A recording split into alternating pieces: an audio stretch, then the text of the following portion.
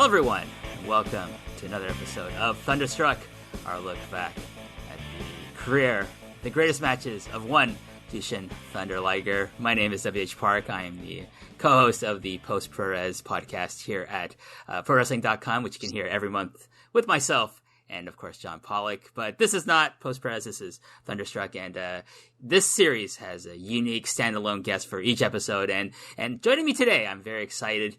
This special guest, he's been a regular guest on the British Wrestling Experience. He's his first time talking about Japanese wrestling, maybe on this show. Well, he's his first appearance on this show. His only appearance on this show, actually. So, anyways, he is the host of the British Wrestling Report, which you can hear over at the Pro Wrestling Torch site, as well as a bunch of other podcasts talking about politics and various sundries of sorts. He is Will Cooling. Will, how are you, sir?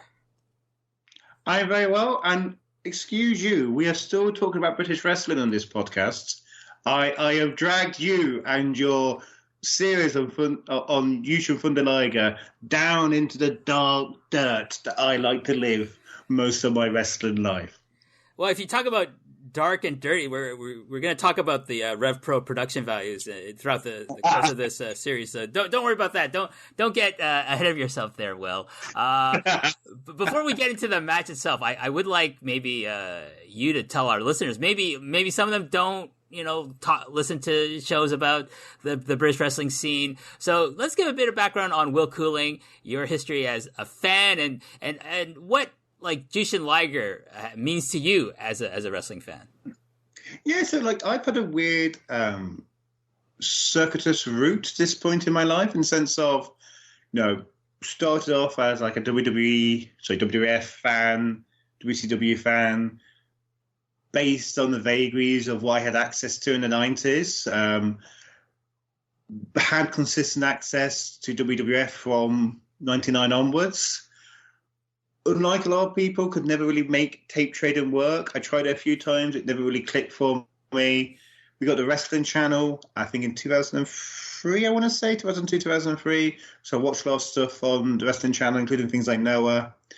And then, from the mid-noughties, wrestling took a back seat for me to UFC. And so a lot of the late noughties, early tens, early this decade, I was focusing more on UFC, and even when I was writing for Fight and Spirit magazine, which most people know as a pro wrestling magazine, most of the stuff I was contributing was actually UFC articles and UFC features.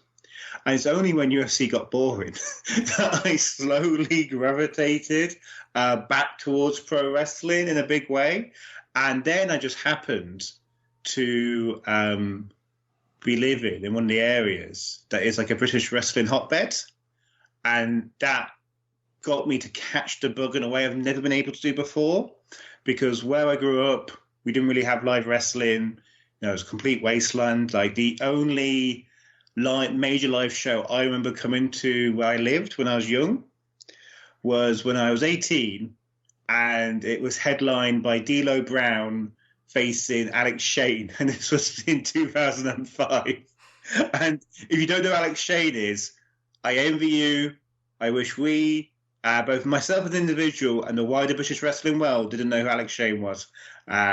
Think a combination of our Vince Russo and our Jeff Jarrett in one person. That's who Alex Shane is. And then I had actually gone to, I want to say Summer Sizzler in 2013. And then was going to get more involved and go into shows. So basically, I'd been encouraged to go with some friends, including my editor at the time for Fight Spirit magazine. And then I met a woman who was going to become my wife. And then, it was a struggle to keep up with the stuff I was writing about, let alone pick up extra things. And so really, I by the time the show we were talking about, which is the British J Cup in 2017, that's when I was getting serious about watching British Pro Wrestling again and going to the live shows. Now, in terms of Jushin Thunder Liger, he's one of those weird guys where I can't remember when I didn't know who he was. He's just been an ever-presence in my pro wrestling fandom, which gives me this horrible feeling that I probably saw him for the first time on an episode of like WCW Worldwide. So in Britain, we got edited highlight. So WCW was always very difficult to get in Britain. Particularly, Nitro was on very remote channel, even more so than WWF. Because although WWF was on Sky, Sky was like the leading pay TV service. WCW was on like the lesser equivalent. So until WCW was on its deathbed, Nitro is almost impossible to get unless you had this particular type of pay TV service. But from 99 and 2000, you had WCW Worldwide being put on. And I've got this horrible feeling, like one of those awful, like, Hoovy hitting him with a tequila bottle. Maybe the first time I actually saw Jushin Thunder Liger. It's not a good introduction to the man, I have to say. Like that match and that whole, I think the fucking IWGP Junior Heavyweight title changed hands in some fucking tequila on a bottle bullshit that fucking Vince fucking Russo booked. Yeah, and for those of you who might not know, I fucking hate Vince Russo. I think he's a plague on the history of professional wrestling. He killed WCW. Him and Bischoff, but mainly him. But anyways, we're not going to talk about fucking Vince Russo on this show. This is a show about Jushin Thunder Liger. So, well, but the thing is, you have since have cleansed the palate, so to speak, with Jushin Liger matches. I'm sure you've gone back and seen his classic runs in the 1990s and some of his better stuff recently. I'm sure, yes.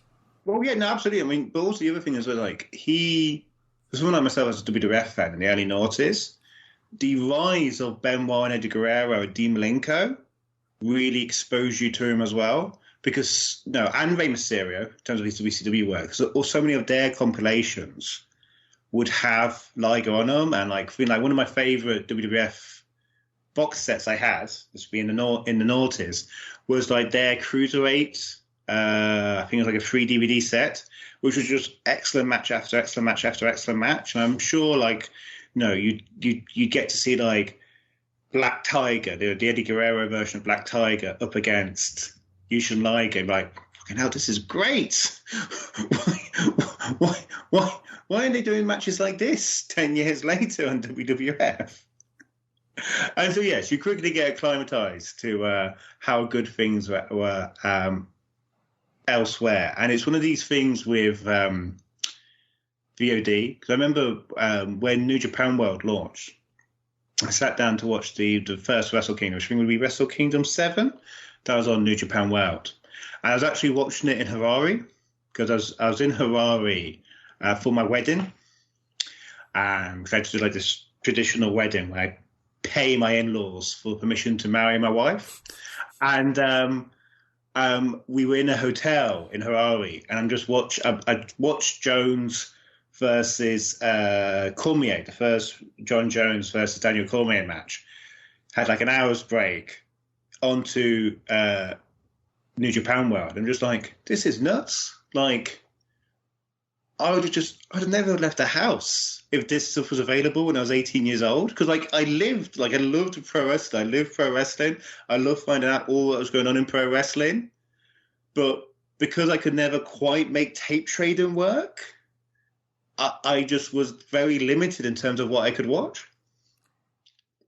Oh yeah, it's like the younger listeners. Well, like if you're over under the age of like 35, you won't know the pain and the joy of tape trading, of like ordering stuff, waiting weeks for it to come, or waiting for it to make tape for one thing, and then waiting for it to reach your tape dealer. Mine was Jeff Lynch, so he was like the premier tape dealer of his time, and like I would just make my orders, and like by this time he's doing newsletters and he's doing email. So by the time I'm like using Jeff Lynch, he's using email. So it's just like I sent him an order, and I had a nice rapport with him because I was doing stuff for like a little bit for the Observer via Brian Alvarez, and then like some stuff for the Live Audio Wrestling site as well. So he knew who I was, and so like he would like sometimes make compilations for me, like if I asked him to, for an extra fee. But like it was great. Like I'd come home, well, what's this huge yellow envelope in my mailbox. What? It's the 20 discs I've ordered. All the 01 Pro Wrestling Noah, New Japan, All Japan that I was interested in at that time. But now we have VOD, and my God, like it has just changed the landscape of not only I think professional wrestling like as an industry, as a business model, but also for fandom. Like, there is so many more people who have exposure to, like, you know, Japanese professional wrestling now, like, and even, like, Mexican professional wrestling via, like, VOD sites or even, like, YouTube. It's astounding, like, the exposure that wrestling as a whole has gotten, like, worldwide. Well, you know, our good mutual friends, the Grapple Spotlight guys, like Benno, JP, and Joe, they do a weekly review show without watching WWE. Oh, yeah. Because there's so much stuff going on around the world that you don't need to watch WWE to get your weekly fix. Like, there is more wrestling than anybody can humanly watch every week. No, live, high spots, independent wrestling, let alone New Japan, although I'll stay clear of it this month, guys. Don't go near that dumpster fire this month. Jesus Christ. But yes, no, there's just so much wrestling. Also, the other thing that I think held me back from tape trading was in 2004 when I actually had like a regular income. I was like spending like 50 quid a month or 50 quid a week even on comics. And so it was like all my money was going into like this massive comics addiction. Well, I'm the same way. Like I collect comics, and not so much now since I've moved to Japan because it's very, you know, it's not very easy to do that. So I switched to digital. But you know, the thing was like I'd spend a ton of money on DVDs like from Japan for my wrestling fix because I would watch WWF still, but like after the demise of WCW and after like I don't know the peak with the SmackDown 6, I kind of moved away from that. But I got more into Japan, so I'd be spending, I don't know, like $70 plus every week. Like it was $60, $70 on comic books because even though I worked at a comic book store for a long time, like I got a good discount, I would still spend a lot of money because like I got this discount, I can buy more. And then this is like the rise of like trade paperbacks and graphic novels, like hardbacks and stuff like that. So I was just like going nuts on that stuff. So I'm surprised I do not live in poverty. Actually, it's quite amazing. But you know, like we should get back to the topic at hand, which is two matches. You picked two matches that we're going to review today. They're from the same event. Will, tell us about these two matches. So so the reason I picked these was because I really want to see Jushin Thunder Liger. I had misremembered. I looked back when we were preparing for this. I thought I'd missed out on a chance of seeing him in October 2013. I thought he was on Tanahashi on the same show that Tanahashi was going to be on In Your Call, that I had to give my ticket back because I had just met my girlfriend. I had to take her out on a birthday date. But he wasn't on that show. I misremembered. But like I'd always want to see Liger. And one of the things we were kind of joking about earlier about how I got to see him. But one of the things about him, and Quilden's spoken about this openly, the owner of RevPro, was that Liger was the guy that you didn't need to be a Japanese wrestling buff to know who he was. No, you just had to be a reasonably knowledgeable hardcore fan, and you knew and cared about Jushin Thunder Liger because he'd had that exposure through WCW. He'd had a lot of exposure through those WWE compilations for the likes of Benoit and Eddie Guerrero and Rey Mysterio. And so Liger had this elevated profile. And so I always wanted to see him. And, you know, he was announced with the British J Cup, which was RevPro's first one-night tournament for what they would call cruiserweights, although for one night only they call them junior heavyweights, which is a bit weird. But so I was like, oh, great. No, I can go to this. You know, I'm now, my marriage has imploded, so I'm now once again free to take a Sunday down to London to watch wrestling. And so I had my ticket booked, and then I had a lot of expenses, and so I couldn't afford the train journey down, and so I ended up not going to watch the British J Cup. And not only does Liger wrestle twice, but Liger actually wins the whole tournament. And I'm like, oh, God damn it. I should have gone to that. This then sets a kind of a comedy of errors where the next time he's announced for the UK was the first RevPro TV tapings. And I actually have a ticket for the first day of the RevPro tapings.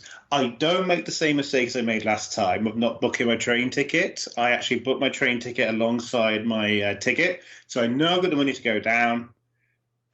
My son gets called in to hospital first thing in the morning because his asthma's playing up again. And so I have to rush to the hospital, and I cannot go for obvious reasons because I am in a hospital with my son. And so I don't get to see that. And then the third time he is announced was the first day of the 2008 British J Cup, and I'm at a wedding.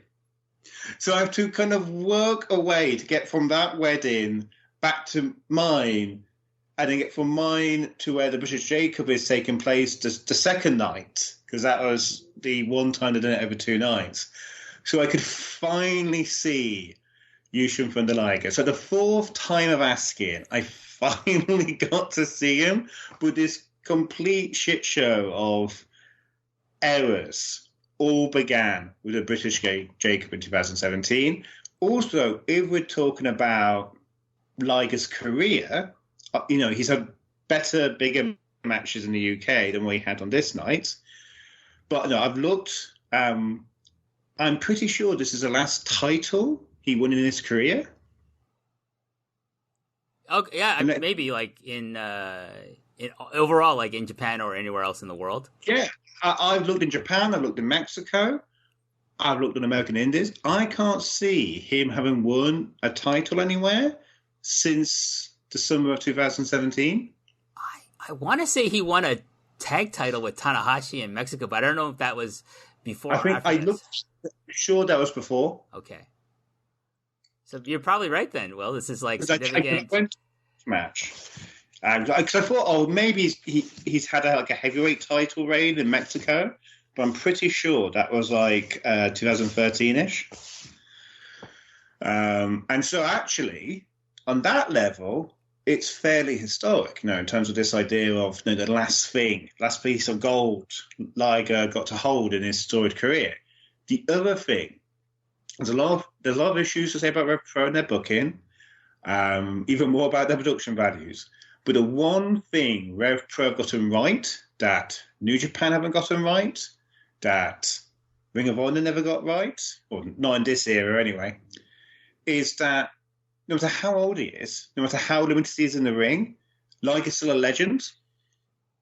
And you should treat him like a legend. You should book him like a legend, because he is a legend that kind of reaches beyond that, as I was saying, that New Japan niche.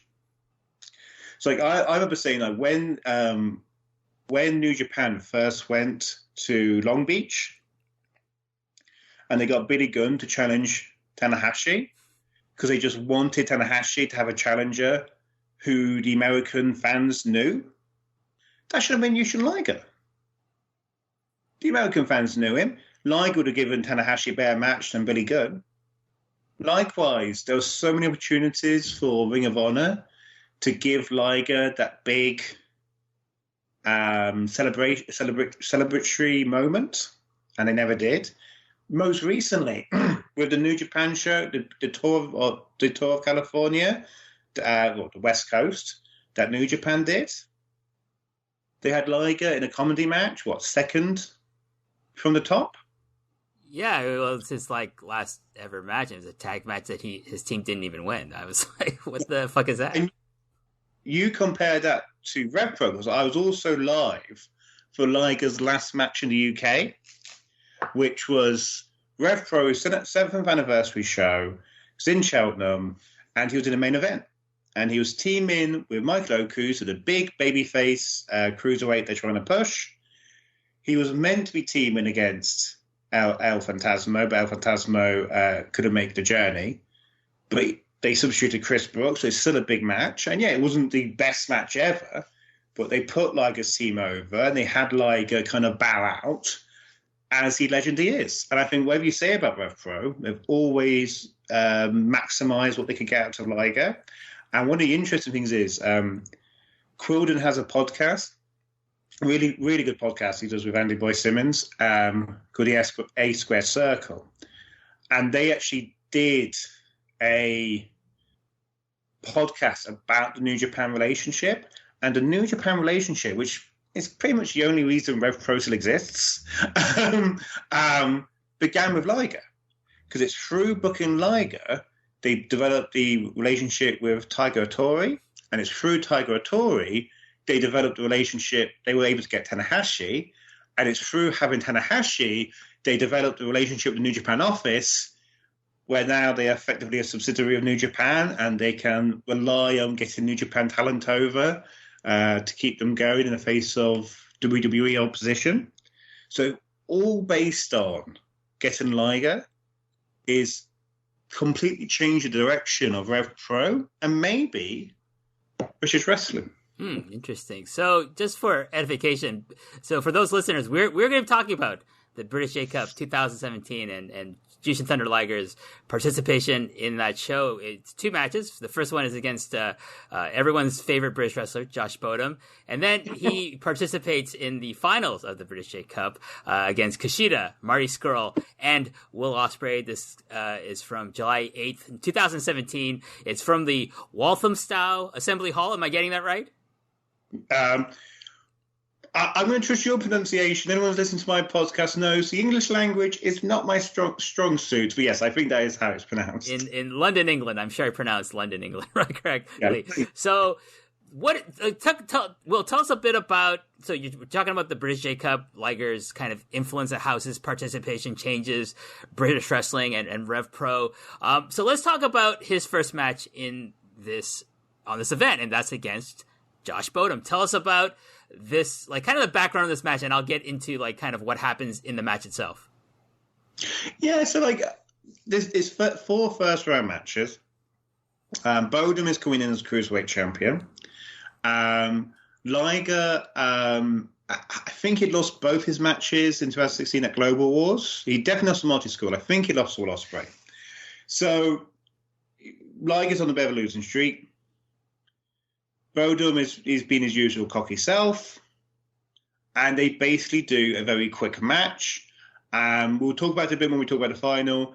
Liger doesn't do much in either of these matches. The matches he had in RevPro in 2015, 2016, and even arguably the ones he had in 2018 are actually much better matches, even though they're not quite as high profile or as meaningful in terms of winning things. But Liger basically wins a very quick match by catching Bodom by surprise. Yeah, well, like, let me get into the actual what happens in the match. So, like, we start off with Bodom coming out. He is the undisputed cruiserweight champion for RevPro. He's got a good look. Like, say what you will about Josh Bodom and his attitude and everything, but he has a great look. Like, it's a shame that it's wasted on someone as stupid as he is, obviously.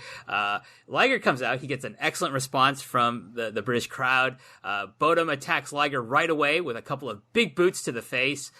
He shoots Liger to the ropes. He pops Liger up into the air and then drives his knee as Liger's coming down and he drives his knee into Liger's face, and he follows up with a spinning, jumping enziguri. So, the thing with Josh Bodom is he's got a great look. He's a great athlete, and he has some really good, like, he knows how to put some moves together. So it's a real shame that this guy just wastes his potential by being a dickhead. Yeah, like, by the way, I just checked it. I was wrong. Liger did beat Will Ospreay. That, by the way, is a very funny match because Will Ospreay comes out in full-blown Jushin Liger cosplay. But, I mean, it's a difficult one with Bodom because part of what made Bodom fun was the fact that he was a head case, that he was a bit of a liability, and you never quite knew what was going to happen with him. In terms of this match, he's behaving himself. What I like about this match is they actually work as a fast match. This isn't long. They clearly were a bit nervous about having Liger do 2 matches in one night. And so this is kept quite quick. Whether it was designed by the booking team, I think it was designed by the booking team based on what happened later, but they protected Bodom, their champion, by having him just kick out just after the three and have Bodum protest. But I think these guys had chemistry. I think they're both kind of bigger cruiserweights, bigger junior heavyweights, and they're kind of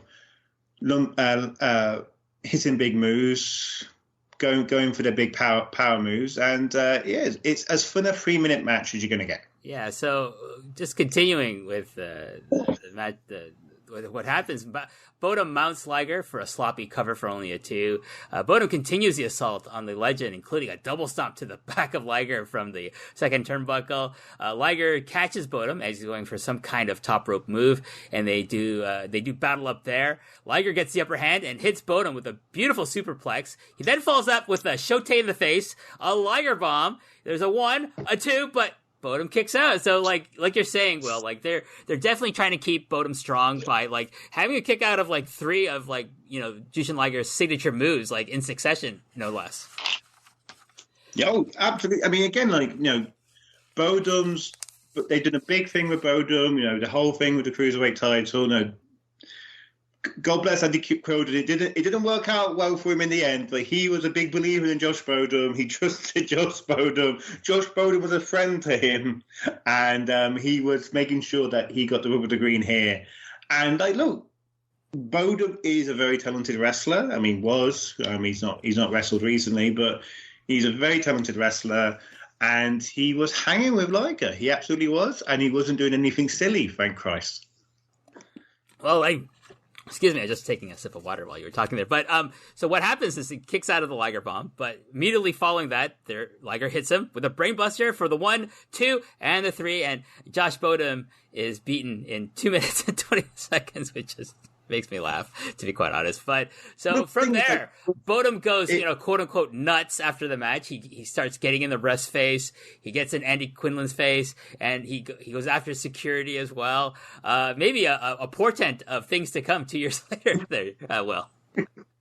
Yeah, no, we're not doing this. Is a bad boy. This is playing into what everybody knew he was capable of. The thing I get, this is a 2.5-minute match, but one of the things there's no reason why you can't have satisfying 2.5-minute wrestling matches. Like we were talking about earlier, I'm a UFC fan, I'm a boxing fan. 2.5-minute matches are some of the best matches in either sport because you just have so much action and it's bang, bang, bang, and you get a quick finish.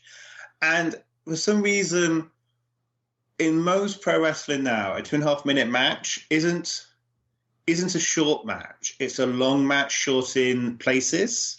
Which, by the way, to reference what we talked about earlier, that is a quote about Sergio Leone movies.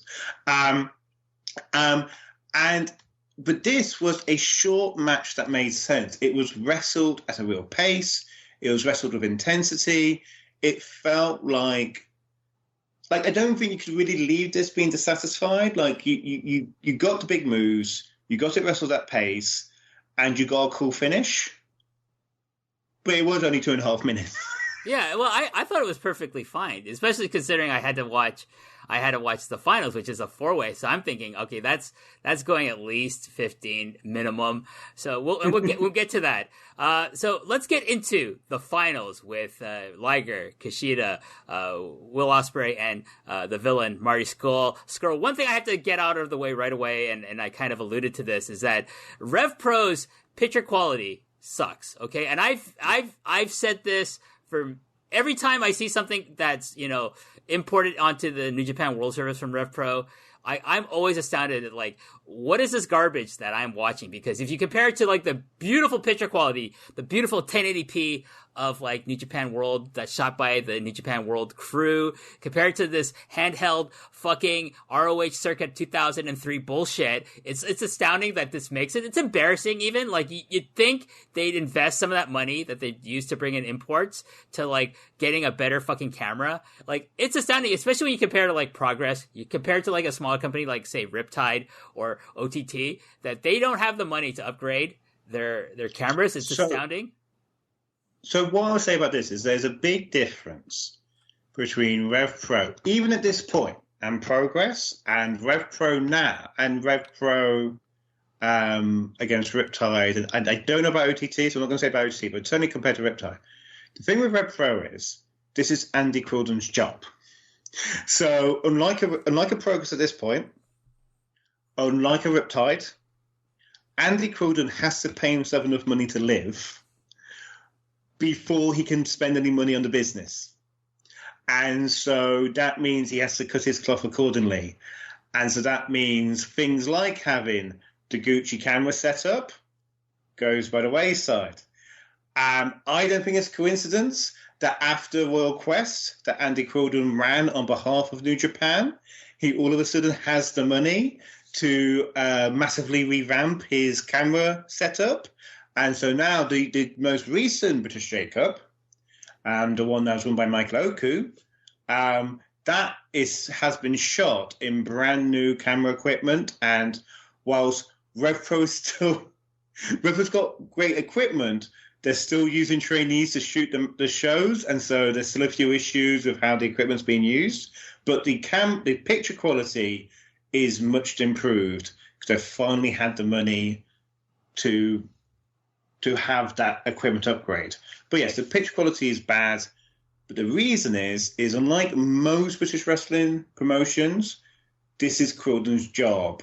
He has to pay his mortgage before he can have fancy cameras. I mean, literally, I think this is around about the time that the first Progress owner goes full time.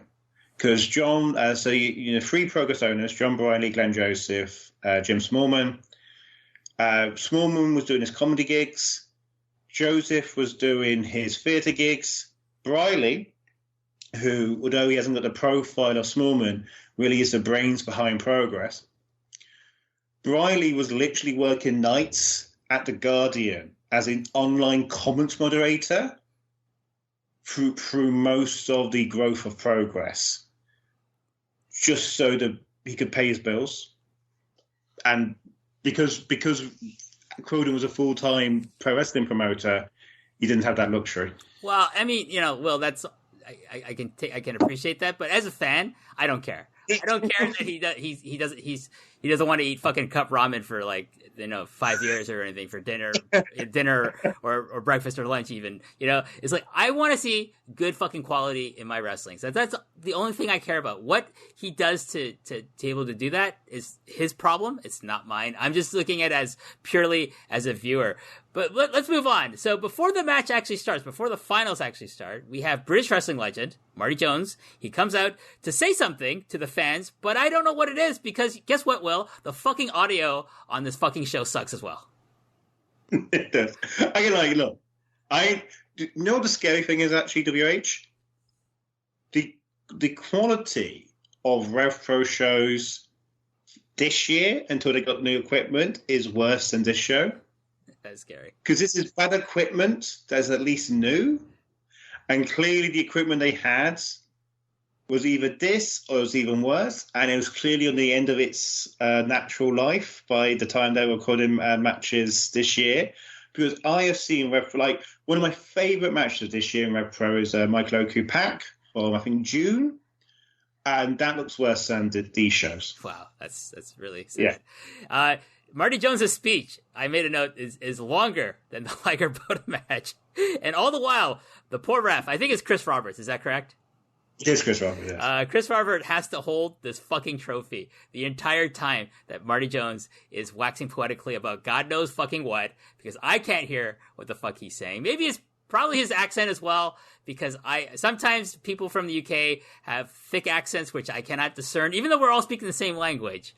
It can become a chore to try to understand what people are saying, for me at least, and it doesn't help. It's compounded by shitty audio quality as well. But anyways, let's get into the four-way finals. Out first is Marty Scurll, in full Villain Club, Bullet Club, Marty Scurll, regalia. Next, Jushin Thunder Liger. Third out is Kushida, who, by the way, is the IWGP Junior Heavyweight and the ROH World Television Champion at this time. And finally, out last is Will Ospreay. So you would think maybe Will Ospreay is going to win this match because he's out the last here, Will.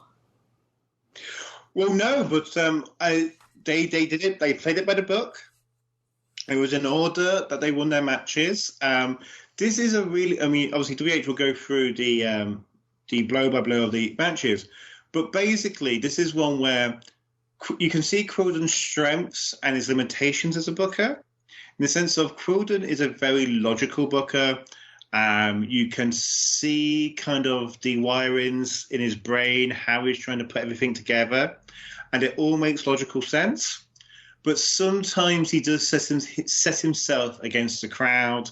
Sometimes he is trying to tell a storyline that makes perfect sense, but it's not what the crowd want. And for this one, he's basically playing a very clever game, trying to get the fans to boo Marty Scurll, to hate Marty Scurll, to be invested in not just Liger winning, but Liger beating Marty, as Marty deserved it, the rotter. And Marty's the most popular guy in the show. It just doesn't work. And it's one of the things I've spoken about a lot with RevPro, is like, I get, it makes perfect sense why they want to keep continuity with New Japan. I think it's the right thing to do. But I do think for some of these factions that are more popular in Britain than they are in Japan, just have them as babyfaces, like Suzuki-gun. Why RevPro have always insisted on booking Suzuki-gun as heels when they are so beloved in Britain? And at Royal Quest, Suzuki was taken on as the British guy going up against Okada. Just have Suzuki-gun be a British babyface team. And it was the same here. Like the psychology of this match would have been better if the final two were Liger, Ospreay, and you just did a babyface sprint at the end, and Liger got his victory.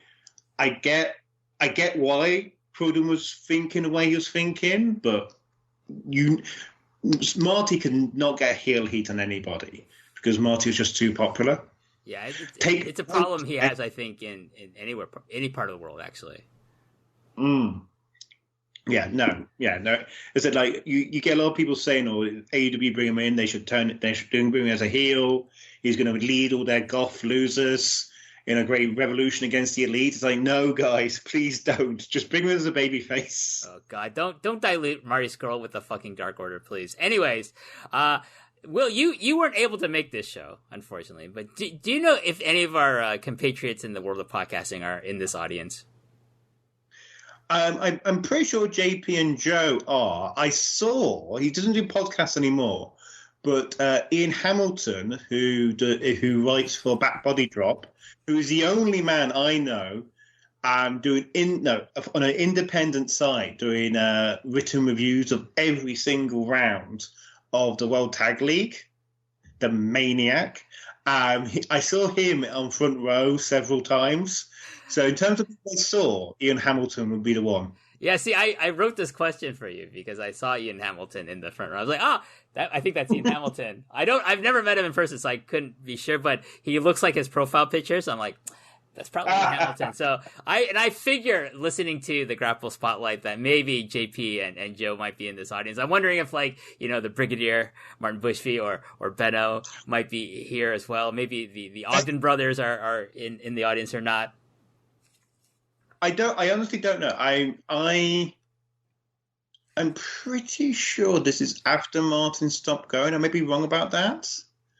I'm pretty sure Benno didn't go, but I might be wrong on that. Well, I'll have to ask them privately, but let's get to the match itself. I think what I'll do, just for brevity's sake, I'm just gonna run through the match blow by blow. I'll try to natural pauses, like big moments. I'll try to get your thoughts on these, but I want to just try to kind of rush through this, go through this. So Scurll starts by pushing everyone else around. So you're really correct on that front, that he's trying to be the heel. He's booked to be like the guy getting heel heat on himself by Andy Kunlun. Ospreay knocks Scurll to the outside, tells Liger and Kushida to wait a moment, and then hits Scurll with a top rope, tope suicida. Liger and Kushida shake hands, and then they square off in the match. Liger gets an early advantage with an Indian Deathlock, hammerlock combination on Kushida here. Kushida's able to escape. Kushida does some flippy shit in slow motion, to keep up with Liger, or so Liger can keep up with him more accurately. Ospreay joins the match, and Liger, Kushida, and Ospreay do simultaneous drop kicks and do the classical like Japanese style standoff that's permeated itself into American indie and British independent wrestling as well. So basically, the format of the match it's supposed to be a 4-way, but for the most part, it's a 3-way. And this is kind of a story that runs throughout the entire match here, Will. Yeah, so basically, Liger's taking a nap for most of this match. He's, they are Seth Rollins and John Cena. He is Brock Lesnar. He is on the outside, and they're just doing crazy stuff. But the story of the match is Marty Scurll just being dastardly, he gets, he manages to get Will Ospreay the blame for hitting Liger with the umbrella. He manages to team up with Kushida for a bit. He's just being a real wrong'un throughout the entire sequence. Yeah. So from here, Scurll does come back into the match. He goes immediately after Ospreay. Liger and Kushida start going at it. Kushida does a springboard, and he misses Liger. Liger hits a tilt-to-whirl backbreaker, one of his signature moves. Ospreay joins again and gets a roll-up on Liger, who kicks out and sends Ospreay onto the ref. I think the first ref bump of this match. Not the last, though. Not the last, though, Will. Scurll attacks Liger with his umbrella and then throws it to Ospreay, kind of like an Eddie Guerrero spot. And then Kushida, like a fucking idiot, thinks Ospreay attacked Liger with the umbrella. Ospreay protests, but Kushida won't listen, and he decks Ospreay with one of the shittiest, fakest looking punches I've ever seen.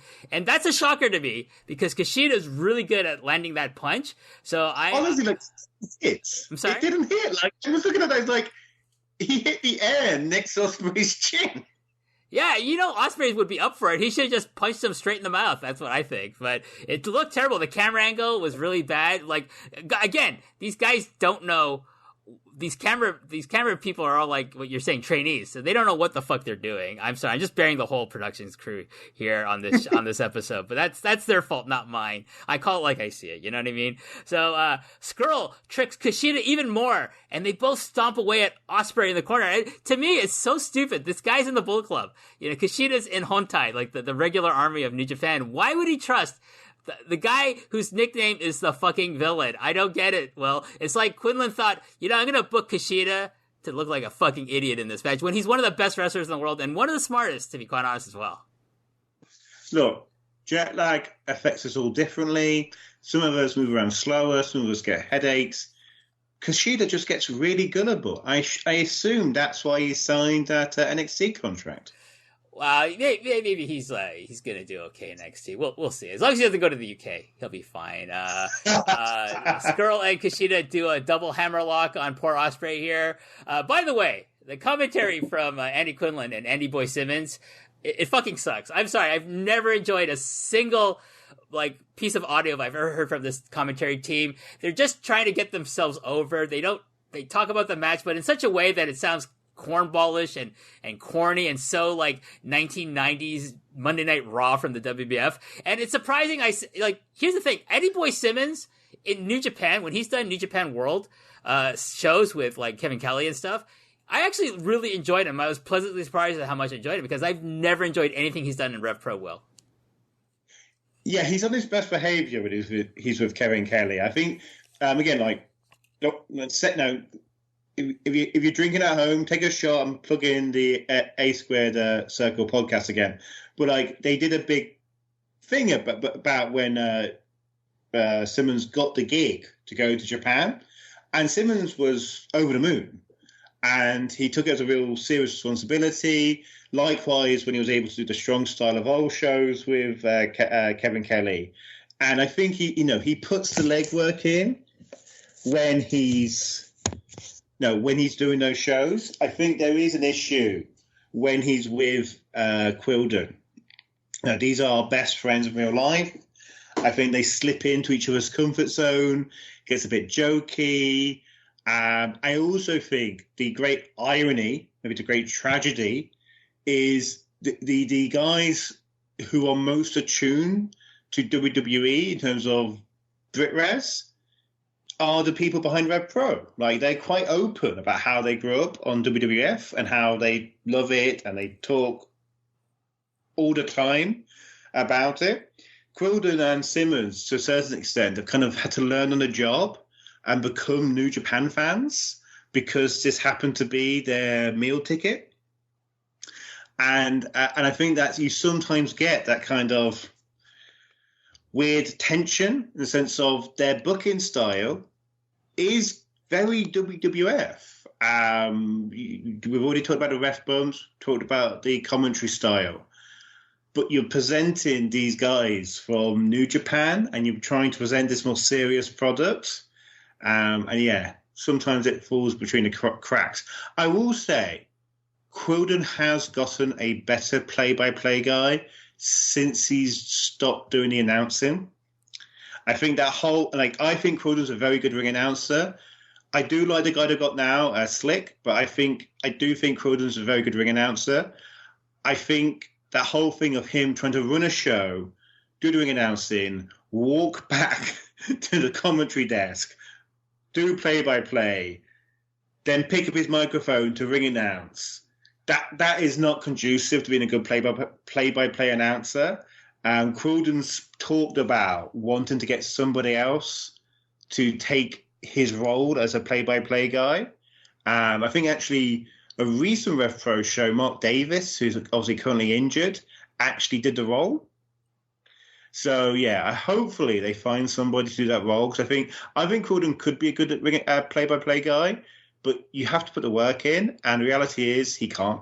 No, well, it really, I don't know, like, it's just tropey, I find the commentary, but getting back to the match, Ospreay rallies back and takes out both guys with a backflip kick. I made a note here, Will, that, in 2017, Ospreay is so skinny if you compare him to, 2019 Bull Ospreay. But he was big. Well, compared to what he was in 2013, he's huge. Oh, yeah. He at this point, we were thinking, he's put a lot of weight since he was teaming with Paul Robinson. But the guy's, he's jacked. Have you seen some of the pictures of him recently? I think he's put on weight since the G1. Oh, yeah, he's not a junior heavyweight.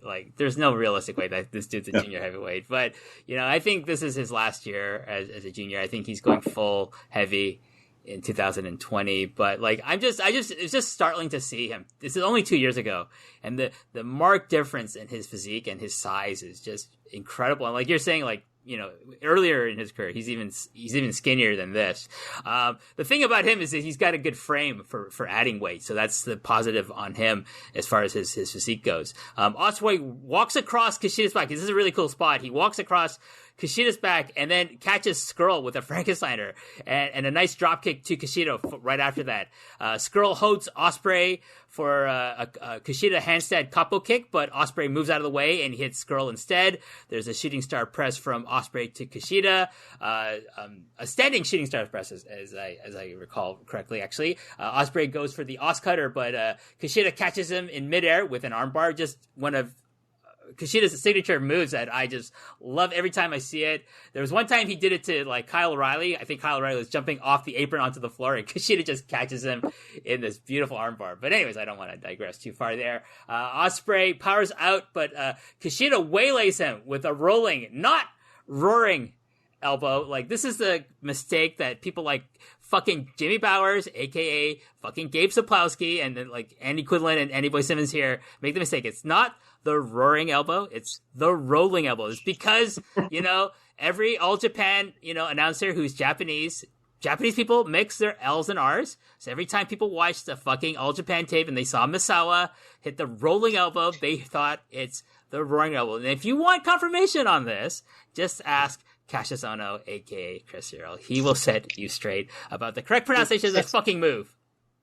The best British wrestler wrestling today. Well, they're either Americans. The best British wrestlers are either Americans or Irish people, I feel. Well, no. Well, that's his gimmick in NXT UK, which is the only original thing NXT UK has came up with. Actually, the best British wrestlers tend to be Australasian, including Travis Banks when he was hot. Because where I live in Wolverhampton, we basically became the mecca for people from the Commonwealth coming to train in England. So we had literally I'd say about 10 minutes away from where I live is the wrestle houses. So we're like Mark Davis, Carl Fletcher live, Travis Banks, El Phantasmo used to live until he got his New Japan deal. So yeah, we bring the Commonwealth to us, and then we exploit their labor. It's like the empire never ended. Wow. Well, so you're saying as a Canadian, myself as a Canadian can come to Wolverhampton and I'd fit right in because it's the refugee home for all the Commonwealth people. Something like that, yeah. All right, okay. let's get back to the match. Skrull rejoins the match and is called a cretin by Andy Quinlan for some stupid reason. Why is he a cretin for rejoining the match and trying to get the winner's purse here? Well, I don't fucking get this. This is what really bothers me about, this is an example of what bothers me about this commentary. It's just fucking atrocious. Like I said, and it reminds me of fucking Gabe Sapolsky from ROH, who was, good enough booker. Like, I enjoyed a lot of his work as a booker, but my God, he was a horrible, horrible announcer. I don't think Quilden's that bad. At least Quilden puts his own name to his commentary, which suggests, Sapolsky a bit of self-awareness.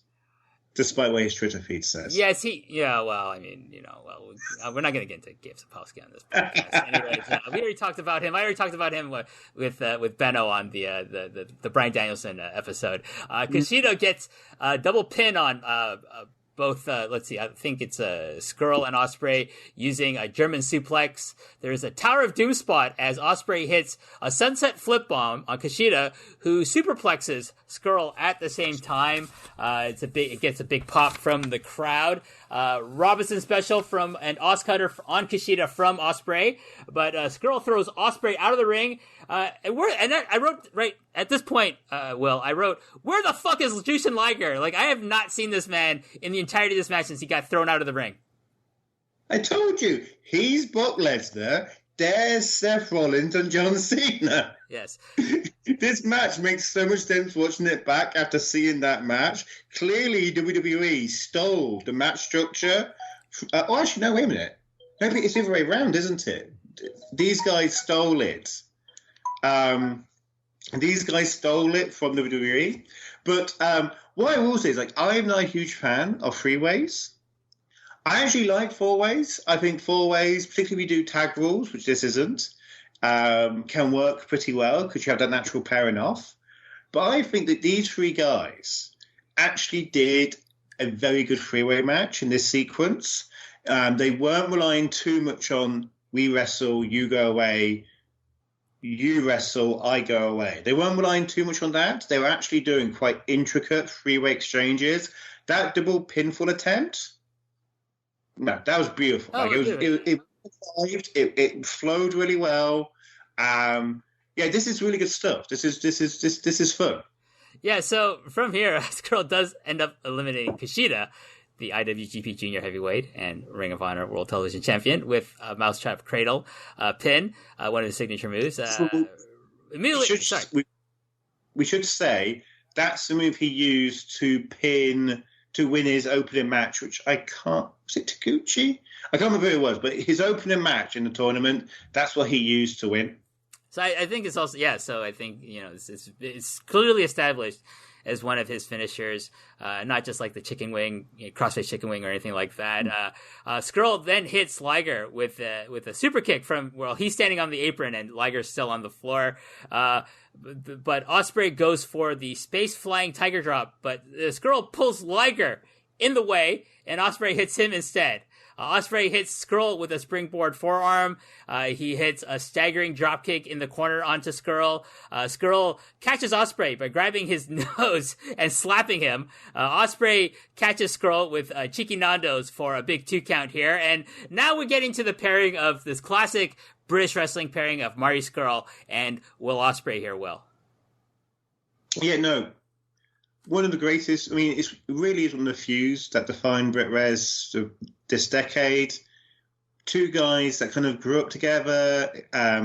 Sabre its kind of generation before. Like I suppose Marty's as well, but Marty really only going to his stride at the same point as Ospreay, even though Ospreay's a bit younger. This is not their greatest exchanges ever. They've had better matches, both in RevPro and in New Japan, but it's all there's just a natural chemistry and their characters mesh and the way they work meshes. And the thing is, this is that sweet spot where Marty's got the villain character down, but he's not lost in it. And so he's actually wrestling, which at the moment only really comes out in the Best of Super Juniors. Yeah, it does get to a point where I've always been a big fan when I first saw that he transformed himself from like Party Marty Scurll, like member of like the leaders of the new school with Zack Sabre Jr., and then he became the villain. I'm like, this is such a much more compelling character. The aesthetic is way better than Party Marty, and I've been a big fan, but I get the criticism of him where he gets lost up in the whoop whoop, doing the flapping shit and doing like always going for figure breaks and shit like that. But when he's wrestling in Japan, he does turn on like the wrestling side of his brain a bit more than the character side. From here though, let's see, where am I? Scurll hits. You find out. So I was just going to say that one of my favourite matches, which I thought got really underrated in the Best of Super Juniors, was him versus Gresham, because that was just lovely, world of sport, technical wrestling. I just thought you could tell Marty was really enjoying his wrestling in that match. And it was a shame it wasn't given a more prominent spot, because Marty's a bit of a non-person in New Japan, sadly, at the moment. But if you're given a bit more of a prominent spot, another 5 minutes, that could have been something really special. Yeah, that was a really good match. Scurll hits a driving elbow DDT on Ospreay for a 2 count. He hits Liger again with another super kick to keep Liger out of the match, of course. Scurll counters Ospreay's second cheeky Nandos with double boots to the face. There's a big counter move sequence which goes to what you're talking about, Will, like this excellent chemistry between Scurll and Ospreay. This sequence kind of is won by Scurll with a clothesline, but then Ospreay hits a stunner, and this gets a huge standing ovation from the crowd, who just eating this chemistry between these two up. Oh yeah, no. Again, like these guys have seen Ospreay Scurll go at it more times than either of us have hot dinners. They know the moves, they know the guys, and look, you can't imagine what this means to them. They know that the whole idea of the cruiserweight division in RevPro, it took them a time to get it established. And took him a time to get it to be taken seriously. Like Marty did a whole thing of, he progressed to be a heavyweight because the cruiserweight was like a lower tier thing. And they've got this packed out building, which is not quite as big as your call, I think, but it's still a pretty big building. Now it's packed, the crowd is going crazy, and it's it's based on them, and it's based on this legend who you go imagine if they didn't grow up on him, they are big fans of now. Right. So yeah, no, they're doing everything they can to make this special. From here, Scurll kicks Liger again in the face to keep him out of the match so far. There's another strike exchange between Ospreay and Scurll. Ospreay goes for the Rainmaker, but Scurll ducks, hits the Crossroads, the Essex Destroyer, and an Oscutter for a big 2 count. And I pop big for this sequence because he's just using all these moves that are not native to him, but to other people that he's involved with. This match is ridiculous. It's fun, but it's ridiculous. Liger tries to get back in the ring, but Scurll kicks the second rope into his groin, which shouldn't that be a disqualification? I don't know. Chris Roberts not doing his job properly, maybe. Scurll goes for the chicken wing, but Ospreay catches him with a jumping kick to the face, and then hits a Rainmaker finally, but only for a 2 count. Oscutter is blocked, and Scurll pushes Ospreay into the ref. So our second ref bump of the match goes for the umbrella, but Ospreay takes control of it and hits Liger with it instead of Scurll. Scurll catches him with a mousetrap and eliminates Ospreay. So not only is Kushida made out to look like an idiot, Ospreay is also made out to look like an idiot in the booking of this match. So now, finally, Will, we are at Liger versus Skrull. So fucking finally, this podcast, we're talking about the career and match of Jushin Liger. We're finally going to be talking again about fucking Jushin Liger in this match. But can you not feel the heat? Can you not feel the heat? Like, the crowd, they're really annoyed at Marty Scurll, aren't they? Like, they're booing him. They aren't enjoying what he's doing. Oh, wait, no, it's the opposite. Like, this is the thing. It's like everything we've described, well, you've described in this, that's happened in this match. You can see how this would make heat, how this would get heel heat on Marty. But it didn't. And anybody in advance of this match could have told Quildan it would not get heat on Marty because Marty's too popular. Yeah, he's too cool. And it's just one of those things where Quildan is very good at that logical booking that would have made sense in the 90s, may still make sense now with a different audience, but just doesn't work for the audience he attracts. Like the example I always use is Pac Ospreay. I've always stressed this point. I ain't against the finish. I am not. Sorry, I came across all common there. I am not against the finish of Pac Ospreay because it was a draw. I'm against that finish because it was a bad draw. In the sense of what Quildan thought he was going to do was set up this idea of, oh, you don't want it to see the match end in a DQ. That would be awful. So you have Pac trying to get himself DQ'd. You have CCK trying to run in and get Ospreay DQ'd. You know, the idea is that people are just so like, oh no, don't let it be DQ. Oh, okay, it's a draw. I suppose a draw is better than DQ. Yay! And it's just like, no, people don't think like that now. Both a draw and a DQ are a fuck finish. And this is another example. It's like, you couldn't have done more to get heel heat on Marty, but you just weren't going to get heel heat on Marty. You were better off just trying to give a really exciting end. And to be fair, the ending sequence is a lot of fun.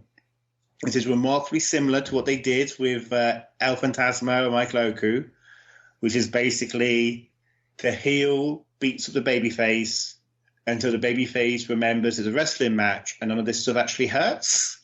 And then the babyface destroys the heel, who doesn't have that level of self-awareness yet, and then the babyface wins. Sorry. No, I'm saying like it's a good formula.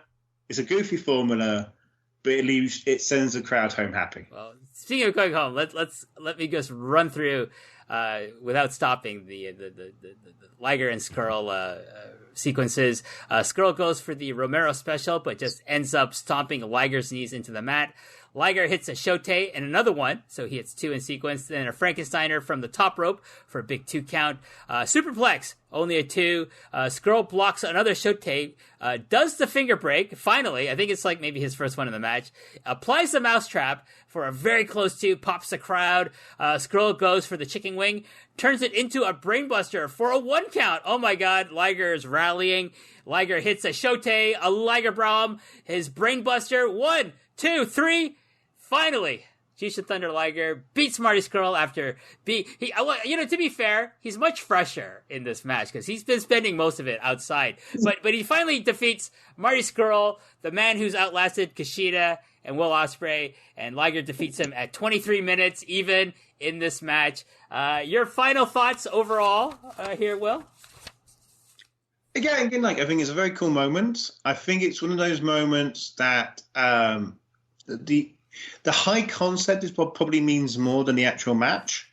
The idea of, oh my god, Liger won, and that's amazing. He got this great victory this late in his career. I said, the most recent British J Cup final, they used this format again. On one level, it worked better because Pac was genuinely hated in a way that Marty wasn't. On the other hand, they added an extra 10 minutes onto the match, which wasn't necessary. Swings and roundabouts. What I do like was the closing sequences, because obviously the whole point of this is that Liger gets a shot at Bodum's Cruiserweight title. So, Liger's about to be presented with his title. Bodum comes out, kicks off. everybody, including the slightly heelish CCK, come out to kind of stop Bodum beating up Liger and Marty Jones and threatening to destroy the trophy. They kind of kick Bodum out of the ring so Liger can celebrate. And you have this great visual of like literally the entire roster, including like people like Matt Riddle and Kushida and Will Ospreay celebrating with Jushin Liger, celebrating this great victory. Whilst Bodum sees on the outside, they'd have their title match with Summer Sizzler, which was fine. Like they have undeniable chemistry, like they mesh well. It was a bit of a weak finish because it was like a weird rope-assisted brainbuster for the finish from Bodum, but that would end Liger's brief tilt as a championship gold, cruiserweight championship gold in RevPro. He had matches against Devitt and AJ Styles in years previously, but yeah, this brief sequence ended there. Well, I mean, we talked about the match where he won his last championship anywhere in the world, which was the British J Cup in 2017. So, like, I thought enjoyable match overall, but I thought a bit overbooked. I thought it was a little bit messy and it's just so kind of telegraphed, like everything that was done to Liger to keep him out of the match, so it could be the finals between him and Skrull. But I do think, like you said, it would have probably been better because Skrull, no matter how he's booked, is not going to get booed. It would have probably been better to have babyface versus babyface in Liger versus Ospreay, possibly as a better match. But still, it was fun. I did enjoy a lot of the closing stretches and a lot of the things leading up to the various pins in this match. Yeah, you mentioned the Bodum. He comes back, he attacks Liger, and he targets Marty Jones. This brings out the locker room. I thought that was kind of cheesy, actually, to me, especially like all these guys who are probably want to laugh. They're like trying to pretend that they're serious looking. Like for example, like Chris Brooks, I see here. I don't know if I can ever imagine Chris Brooks doing a serious face because he just seems so jovial all the time in his wrestling matches. But it's not a knock against him. I'm a big fan of Chris Brooks, but you know, I just watched that. I was like, it's really cheesy, this moment here. It comes across as so fake.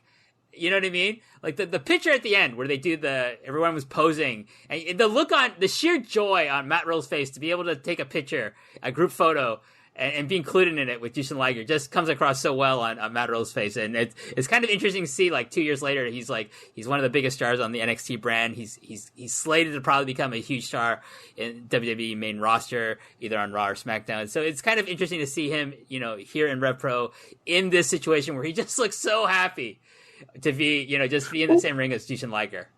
Well, I put this tweet up earlier today, the day we were recording this. It was like, I increasingly don't know whether it was WWE UK or NXT hoovering up all the US indie talent that had the biggest impact on the Brit West Indies. Because like, you look at this show, you got Matt Riddle, you got Kushida, you got Kyle O'Reilly, who was the who faced Kushida in the first round, and like I remember, like go back to last year. Epic Encounter 2018. Keith Lee, Jeff Cobb, Matt Riddle, all on that show, all now kind of out of RevPro's reach because they've been contracted by American guys. So yeah, the way the landscape has changed is amazing. I don't know, like I suppose the thing is, it's very easy for me to buy in that the whole locker room rushes out to beat up Bodum. I just kind of believe that. Like it rings true to me. I don't know why. It's a shoot. There may be things he's done, backstage, in the ring, outside the arena, that may make his fellow performers feel that way. Who am I to say? But yeah, it didn't feel corny to me. But I suppose the thing is, it's a very WWE trope. Like you can just see Crawdon thinking, "No, this is just like Bret Hart at WrestleMania 10." exactly. That's the exact feeling I got. So let's wrap up the review here. Will, let's talk about this is being recorded before Wrestle Kingdom, before the last match of Jushin Thunder Liger's career, which will take place from the Tokyo Dome during the second night of Wrestle Kingdom's 2-night stand at the Tokyo Dome on January 5th. Who would you like to see be Liger's last opponents, and do you have a guess as to who it might be? So, the person, not necessarily at the Tokyo Dome, but the person I am disappointed we're not getting a match with, unless they decide to do it here, is El Phantasmo, because it felt like with El Phantasmo's heel gimmick and his interaction, the planned interactions at Liger's last UK show, the interactions they had at the New Japan J-Cup that was held in America, and some of the other stuff that's happened in some tags, that they will build into a Liger El Phantasmo match, and I think that would work quite well because of El Phantasmo's new heel character.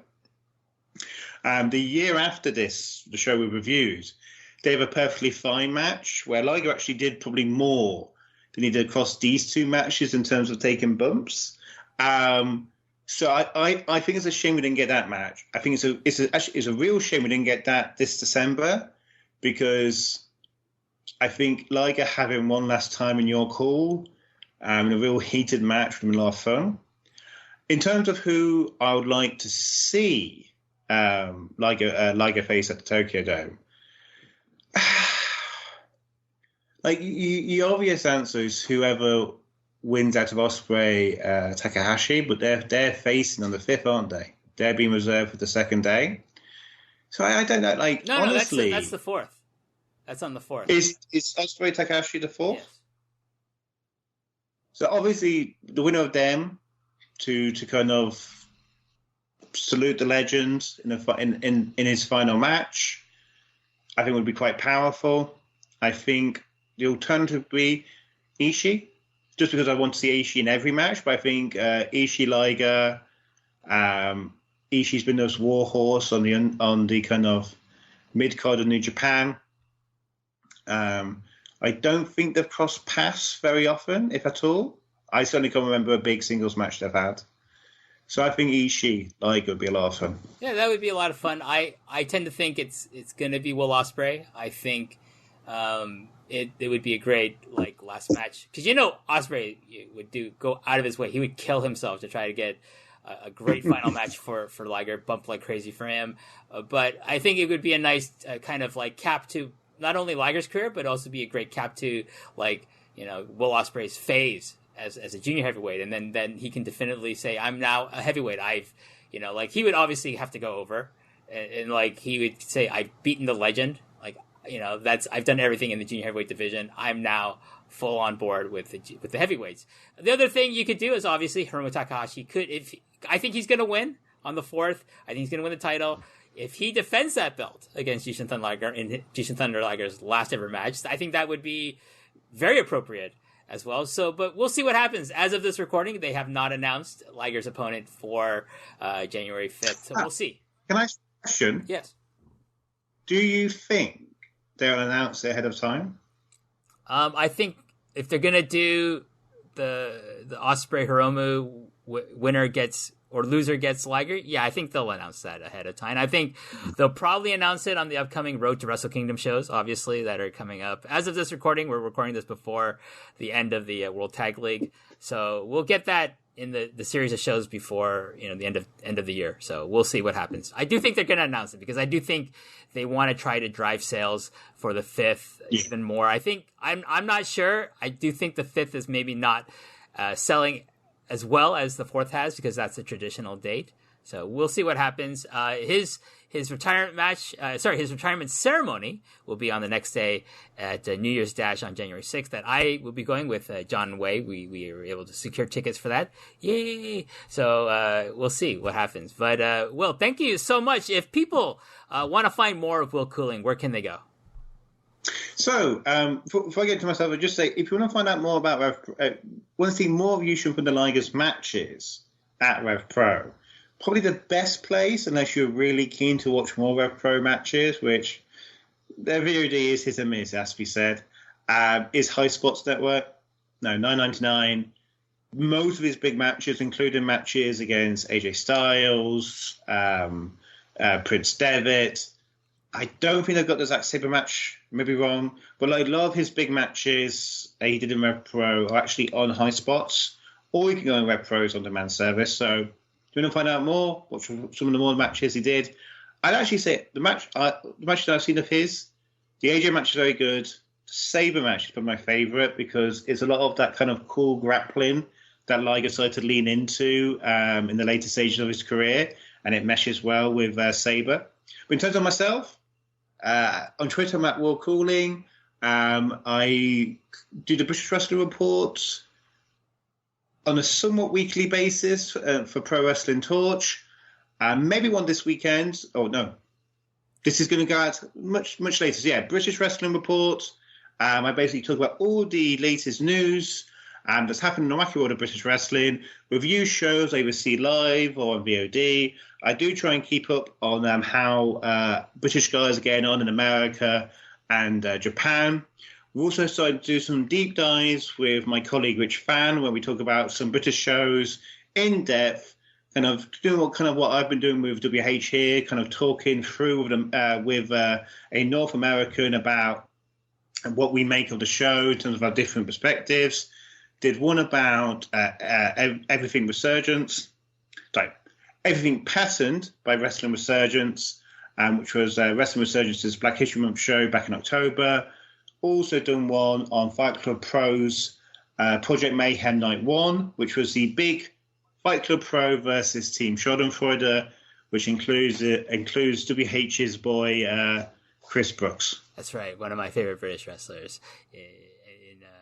Going on right now. Anyways, maybe in the future, you and I will do a Sergio Leone Star Wars podcast for a Patreon of some sort in the future. We were talking in depth about both the Star Wars films and Sergio Leone. Not such a mixed bag, so to speak. They go really well together if you really think about it. But anyways, Will, thank you so much for doing the show with me. On behalf of the listeners, and on behalf of Will, I want to say to the listeners, thanks so much for listening to this episode. Thanks so much for listening to the series and being very supportive of it. I really appreciate all the great comments about the work I'm putting into this show. And until the next episode, I will say goodbye.